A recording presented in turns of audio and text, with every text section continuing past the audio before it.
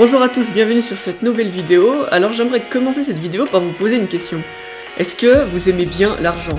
Parce que le développement de jeu ça coûte cher. Regardez ces exemples sur la Sex Store et 800 balles. Qui va acheter quelque chose à 800 balles? Étant donné que nous on fait les choses par passion, il va nous falloir des assets gratuits au plus vite. Donc aujourd'hui, pour pas cramer notre porte-monnaie, on va aller regarder des assets audio, des illustrations, des modèles 3D gratuits. Le problème c'est qu'on peut pas prendre ce qu'on veut sur internet. Vous voyez lui.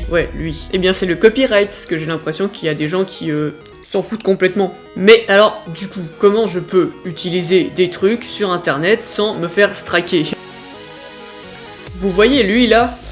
Non, je vais la refaire en plus épique. Le saint pouvoir du Creative Commons. Ok, d'accord, admettons, c'est le Creative Commons, mais du coup, moi ça me sert à quoi? En gros, Creative Commons fournit des licences que n'importe qui peut utiliser pour son travail. Et du coup, ces licences disent ce qu'on a le droit de faire et ce qu'on a le droit de ne pas faire.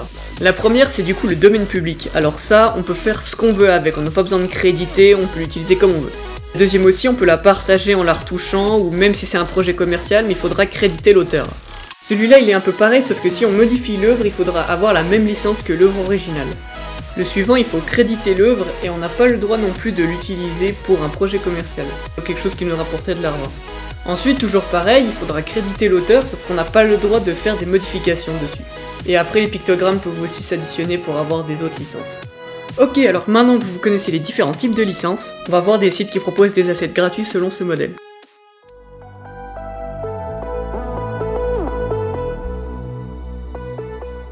Donc le premier site à proposer des bruitages et des sons, c'est Soundfishing, donc il y a certains assets qu'on peut trouver gratuitement dessus. Le deuxième c'est Freesound, alors là tous les assets qui sont dessus sont 100% gratuits et par contre du coup c'est uploadé par la communauté. Cette fois on a FreeSFX, donc on va vraiment pouvoir aller chercher des sons par catégorie sur ce site là.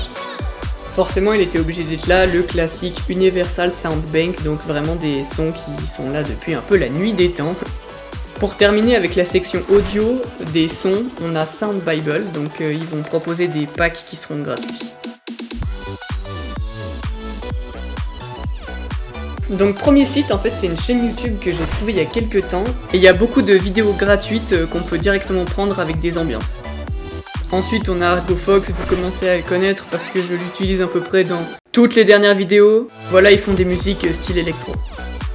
Ensuite on a Bensound, donc eux ils produisent un petit peu de tout comme genre de musique, il n'y a pas un style qui est propre et puis tout est gratuit aussi.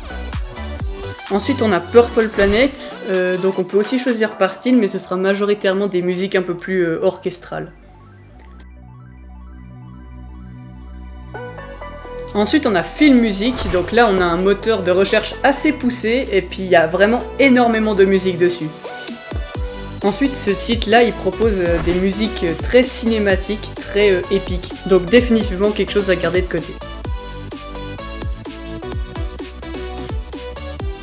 On passe rapidement dessus mais là vous voyez 4 sites où on peut récupérer des images, des fonds etc.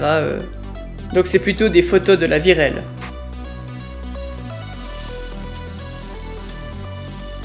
Ok, donc dans cette partie-là, c'est plutôt des icônes ou des illustrations. Là, par exemple, on voit Freepik et il propose vraiment de tout, donc c'est un mix entre illustration et photo. Ensuite, on a Icon Finder, donc comme son nom l'indique, on va pouvoir majoritairement avoir des icônes dessus. Et il y a aussi Icon Suite qui fait pareil.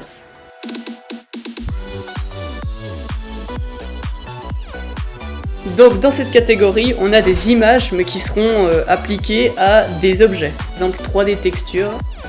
Et il existe aussi SketchUp Texture Club qui fait un peu la même chose.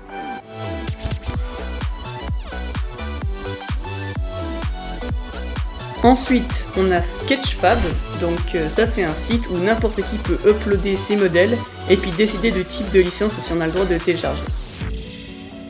Donc ensuite on a TurboSquid, donc ça c'est plutôt adressé pour les professionnels, mais on peut aussi avoir des modèles gratuits dessus. Un petit peu dans le même genre du premier qu'on a vu, là on a Free 3D, même si du coup maintenant il y a aussi des modèles qui sont pas free. C'est pas logique mais admettons. Ensuite on a plutôt un outil, donc il s'appelle Mixamo, ça va nous permettre d'avoir des animations directement en ligne qu'on va pouvoir télécharger et on va aussi pouvoir importer nos modèles et puis directement les riguer et puis les animer dans notre navigateur.